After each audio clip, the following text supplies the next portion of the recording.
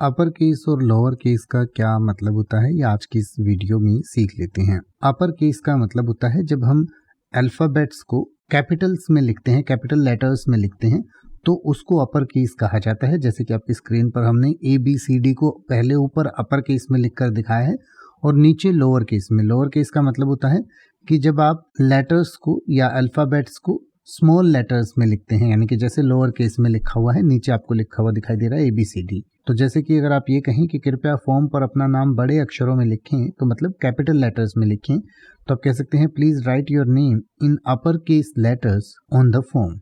या अगर आप ये कहना चाहें कि पासवर्ड में कम से कम एक अपर केस अक्षर होना चाहिए, यानी कि कोई भी एक कैपिटल लेटर होना चाहिए, तो आप कह सकते हैं the password must contain at least one upper case character. यानी कि जैसे पासवर्ड का P जो है हमने कैपिटल किया है, यानी अपर केस में रखा हुआ है, तो इस तरीके से कोई भी एक लेटर जो है वो अपर केस में होना चाहिए। तो अपर केस मतलब कैपिटल लेटर्स में, लोअर केस मतलब स्मॉल लेटर्स में।